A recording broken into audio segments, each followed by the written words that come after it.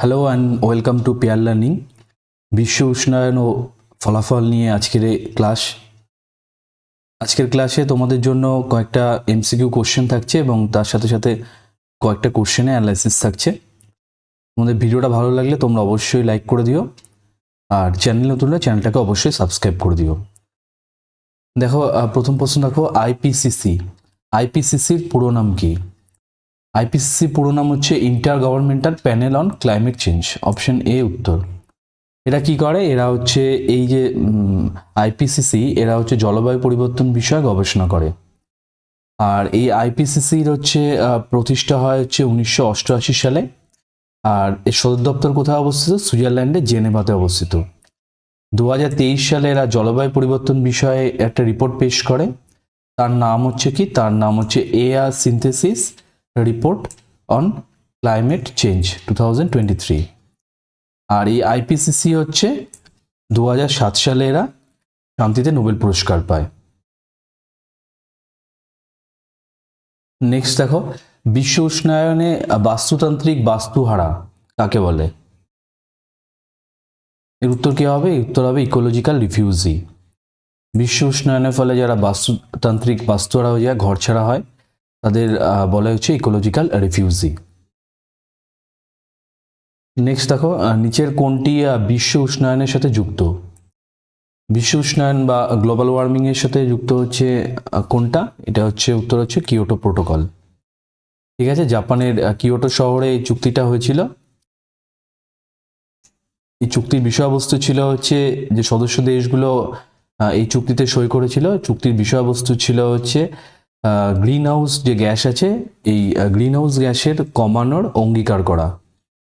2022 সাল পর্যন্ত 2022 সাল পর্যন্ত এই সদস্য দেশ সংখ্যা ছিল 192টা। আর এটা জাপানের কিয়োটো শহরে হয়েছিল বলে এই চুক্তিটাকে বলে কিয়োটো প্রোটোকল। নেক্সট দেখো, কিয়োটো প্রোটোকলে 7টা গ্রিন হাউস গ্যাস নথিভুক্ত আছে, এটা একটু খেয়াল করে নিও। Carbon dioxide, methane, nitrous oxide, hydrofluorocarbon, perfluorocarbon, sulphur hexafluoride আর নাইট্রোজেন ট্রাইফ্লুরাইড। এই যে গ্যাসগুলো আছে, এই গ্যাসগুলো ব্যবহার যাতে কমানো হয়, এই প্রোটোকলে 192টা সদস্য দেশ এর অঙ্গীকার করে। ঠিক আছে, যাতে কমাবে তারা সে অঙ্গীকারটা করে। কিয়োটো প্রোটোকল কবে স্বাক্ষরিত হয়? কিয়োটো প্রোটোকল স্বাক্ষরিত হয় হচ্ছে 11ই ডিসেম্বর 1997 সালে। ঠিক আছে, অপশন ডি উত্তর হবে 11ই ডিসেম্বর 1997 সালে। আর এই চুক্তিটা কার্যকরী হয় হচ্ছে 2005 সালের 16ই ফেব্রুয়ারি। ঠিক আছে, 2005 সালে 16ই ফেব্রুয়ারি হচ্ছে কার্যকরী হয়।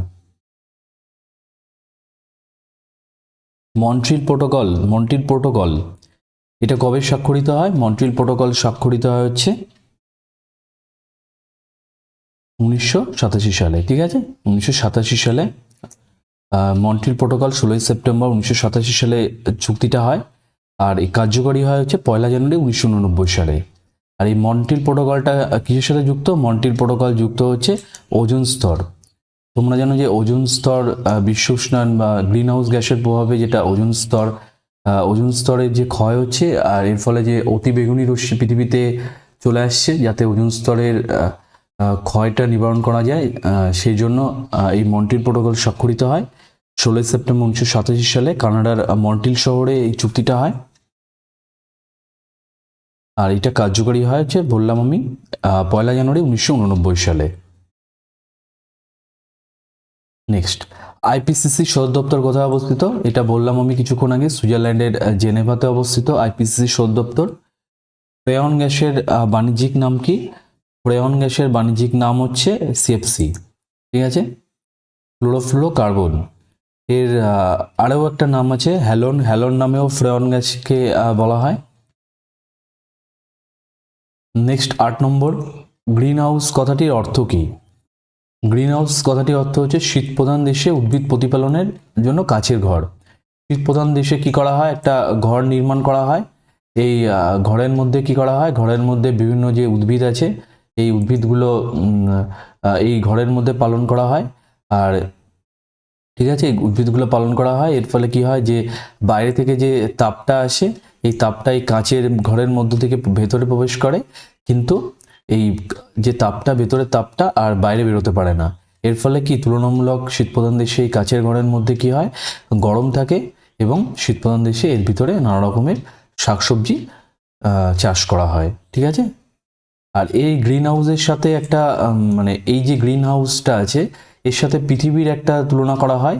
এই পৃথিবীটাকে মনে করা হয় হচ্ছে একটা গ্রিন হাউস। ঠিক আছে, পৃথিবীর যে তাপটা আছে, পৃষ্ঠতলের তাপটা আছে, এটা যখন আম, আহ, যখন এটা যখন ওপর দিকে চলে যায়, তখন কি হয়, বিভিন্ন রকমের গ্রিন হাউস যে গ্যাসগুলো আছে, যেমন কার্বন ডাইঅক্সাইড, মিথেন, এই ধরনের যে গ্যাসগুলো আছে, এই গ্যাসগুলো কি করে, এই তাপগুলোকে আটকায়। এই তাপগুলোকে যখন আটকায়, তখন এই পৃথিবীর টেম্পারেচারটা বেড়ে যায়। এই গ্রিন হাউসের সাথে পৃথিবীর একটা সম্পর্ক আছে। ঠিক আছে, এটা বুঝতে পেরেছো নিশ্চয়ই। নেক্সট দেখো, 9 নম্বর। প্রতি অণু CO2 সাপেক্ষে উষ্ণকরণ ক্ষমতা 1 গুণ হলে CFCর উষ্ণকরণ ক্ষমতা কত হবে? CO2 যদি উষ্ণকরণ ক্ষমতা 1 ধরা হয়, তাহলে CFCর উষ্ণকরণ ক্ষমতাটা কত হবে? CO2 সাপেক্ষে উষ্ণকরণ ক্ষমতা যদি 1 গুণ হয়, আর CFCর উষ্ণকরণ ক্ষমতা কি হবে, 10,000 গুণ বেশি। কখনো 10,000 বা 12,000ও পেতে পারো। 10,000 থেকে 12,000 গুণ বেশি হচ্ছে CFCর উষ্ণকরণ ক্ষমতা। মানে CO2 যদি 1 গুণ উষ্ণ করে কোনো একটা জায়গা, সেটা হচ্ছে CFC করবে 10,000 গুণেরও বেশি। তাহলে CFCর পাওয়ারটা অনেক বেশি, উষ্ণকরণ পাওয়ারটা। দেখো, কিছু কয়েকটা দেওয়া আছে ইনফরমেশন। দেখো, প্রতি অণু CO2 সাপেক্ষে উষ্ণকরণ ক্ষমতা, কার্বন ডাইঅক্সাইড যদি 1 গুণ হয়, মিথেন হচ্ছে 23 গুণ বেশি হবে, ক্লোরোফ্লোরোকার্বন 10,000 থেকে 12,000 গুণ বেশি হবে, জলীয় বাষ্প 5 গুণ কম হবে কার্বন ডাইঅক্সাইডের থেকে, আর ওজন হচ্ছে 10 গুণ বেশি হবে। যারা নোট করে নিও একটুখানি। নেক্সট দেখো, নিচের কোনটি বিশ্ব উষ্ণায়নে অংশগ্রহণ করে না? এখানে বুঝতে পারছো বিশ্ব উষ্ণায়নে অংশগ্রহণ করে না কোনটা। জলীয় বাষ্প করে, ওজন করে, কার্বন ডাইঅক্সাইড করে। এখানে উত্তর হবে হচ্ছে অক্সিজেন। অক্সিজেন হচ্ছে বিশ্ব উষ্ণায়নে অংশগ্রহণ করে না। নেক্সট 11 নম্বর। পৃথিবীর গড় উষ্ণতা বৃদ্ধি সম্পর্কে নিচের কোন বক্তব্যটি ঠিক? 2030 সাল নাগাদ বাংলাদেশের 17% ভূমি জলমগ্ন হবে। 2050 সালে সমুদ্রপৃষ্ঠে জলের উচ্চতা 1 মিটার বৃদ্ধি পাবে। ভূমধ্যসাগরের তীরবর্তী 15%, উপকূলবর্তী অঞ্চল জলমগ্ন হবে। তিনটে হচ্ছে ঠিক। উত্তর হবে হচ্ছে অপশন ডি। ঠিক আছে, উত্তর হবে হচ্ছে অপশন ডি। নেক্সট, স্তম্ভ মেলাও। গ্রিন হাউস বৃদ্ধি সংক্রান্ত যে স্তম্ভ আছে, স্তম্ভটা মেলাতে হবে।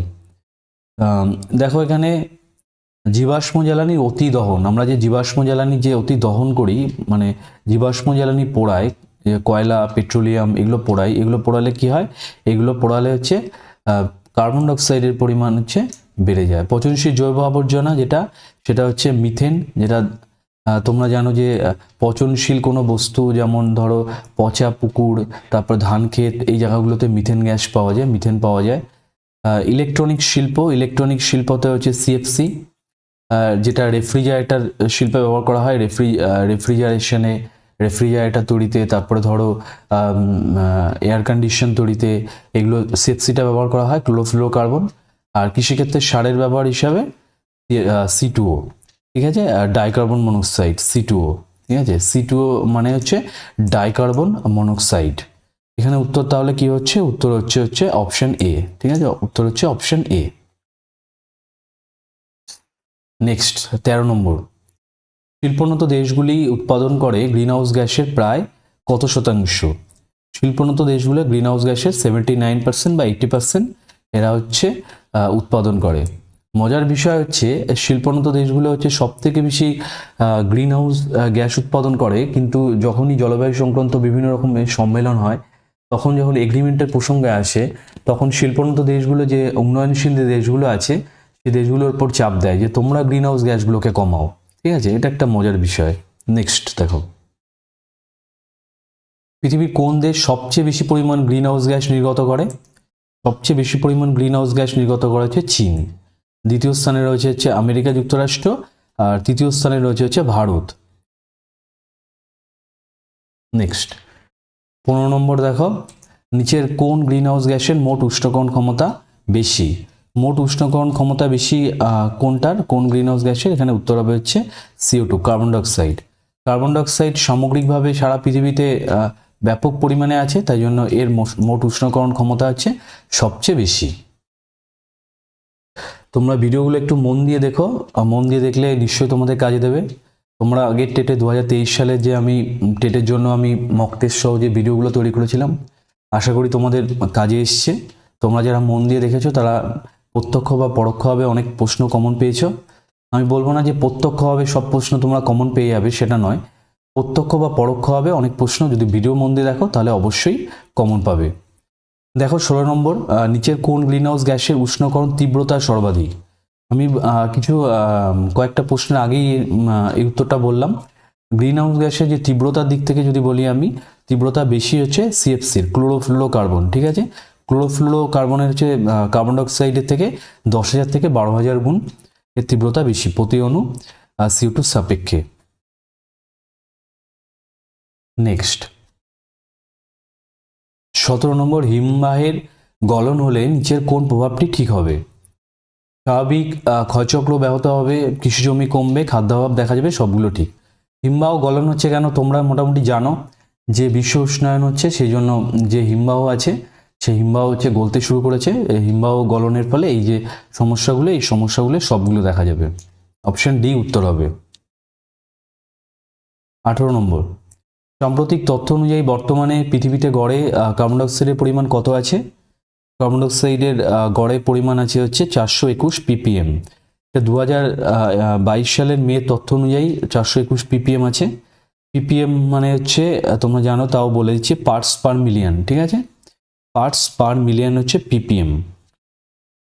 আর এটা মোটামুটি safe zone, safe CO2 level হচ্ছে 300 থেকে 400 ppm, যেটা অনেকটাই বেশি। মোটামুটি 300 থেকে 350-এর মধ্যে বা 400-এর মধ্যে কোনো কোনো জায়গায় 400 ppm একটা CO2 সেফ লেভেল হিসাবে ধরা হয়। নেক্সট 19, পৃথিবীর গড় তাপমাত্রা বৃদ্ধিতে গ্রিনহাউস গ্যাসের ভূমিকার স্তম্ভ মেলাও। ওজন এখানে কোনটা হবে? এখানে উত্তর হবে হচ্ছে অপশন বি হবে উত্তর। ঠিক আছে, অপশন বি হবে। ওজন হবে হচ্ছে 13%, মিথেন হবে হচ্ছে 18%, আর এখানে হচ্ছে নাইট্রাস অক্সাইড হবে 6%, আর হচ্ছে ক্লোরোফ্লুরোকার্বন হচ্ছে 14%। ঠিক আছে, এটা হচ্ছে পৃথিবীর তাপমাত্রা বৃদ্ধিতে এই গ্রিনহাউস গ্যাসগুলো ভূমিকা আছে। সব থেকে বেশি এই পৃথিবীর তাপমাত্রা বৃদ্ধিতে ভূমিকা আছে হচ্ছে কার? সবচেয়ে বেশি ভূমিকা আছে হচ্ছে CO2। ঠিক আছে, CO2 হচ্ছে সব থেকে বেশি ভূমিকা আছে। ঠিক আছে, CO2 সবথেকে বেশি, প্রায় হচ্ছে 80%। আর সবচেয়ে কম হচ্ছে জলীয়বাষ্প, সেটা হচ্ছে 4%। নেক্সট 20 নম্বর, বিশ্ব উষ্ণায়নের প্রভাব বায়ুমণ্ডলের কোন স্তরে বেশি পড়বে? বিশ্ব উষ্ণায়ন বা গ্লোবাল ওয়ার্মিং এর প্রভাব বায়ুমণ্ডলে কোন স্তরে বেশি পড়বে? সেটা হচ্ছে ট্রোপোস্ফিয়ার। ট্রোপোস্ফিয়ার হচ্ছে আমাদের সর্বনিম্ন স্তর, যেটা পৃথিবীর বিভিন্ন স্তরগুলো করা হয়েছে, সর্বনিম্ন স্তর, এর প্রভাবটা হচ্ছে ট্রোপোস্ফিয়ারে সব থেকে বেশি পড়বে। নেক্সট, গ্রিনহাউস গ্যাস বৃদ্ধির প্রধান কারণ কি? জীবাশ্ম জ্বালানি অতিদহন, রেফ্রিজারেশন, জৈব পচন, রাসায়নিক সারের ব্যবহার। সব থেকে বেশি যেটা সমস্যা হচ্ছে জীবাশ্ম জ্বালানি অতিদহন, এটা হচ্ছে উত্তর হবে। প্রধান কারণ হচ্ছে এটা। গ্রিনহাউস গ্যাস নিয়ন্ত্রণের উপায় হিসেবে কোনটি ঠিক? ফ্রেয়ন গ্যাসের উৎপাদন বন্ধ করতে হবে, জীবাশ্ম অতিদহন বন্ধ করতে হবে, বনসৃজন উৎসাহ দান করতে হবে। এখানে উত্তর হবে হচ্ছে অপশন ডি, সবগুলো ঠিক। রং শিল্প থেকে কোনটি নির্গত হয়? রং শিল্প থেকে নির্গত হচ্ছে CFC, ক্লোরোফ্লুরোকার্বন। উত্তর হবে অপশন এ। শিল্প বিপ্লবের পর থেকে পৃথিবীর গড় তাপমাত্রা বেড়েছে কতটা? পৃথিবীর গড় তাপমাত্রা বেড়েছে হচ্ছে 1.5 ডিগ্রি সেন্টিগ্রেড। অপশন বি উত্তর হবে 1.5 ডিগ্রি সেন্টিগ্রেড। নেক্সট 25, কোন বিজ্ঞানীকে ফাদার অফ গ্রিন হাউস বলা হয়? এর উত্তর হবে সাভান্তে আরহেনিয়াস। ঠিক আছে, অপশন এ উত্তর হবে সাভান্তে আরহেনিয়াস। ঠিক আছে, এই ছিল তোমাদের জন্য বিশ্ব উষ্ণায়নের যে ভিডিও। তোমাদের ভালো লাগলে তোমরা অবশ্যই ভিডিওতে লাইক করে দিও, আর বন্ধুদের শেয়ার করো, আর চ্যানেলে নতুন চ্যানেলটাকে অবশ্যই সাবস্ক্রাইব করে দিও। তোমাদের ভিডিওটা দেখার জন্য অনেক অনেক ধন্যবাদ।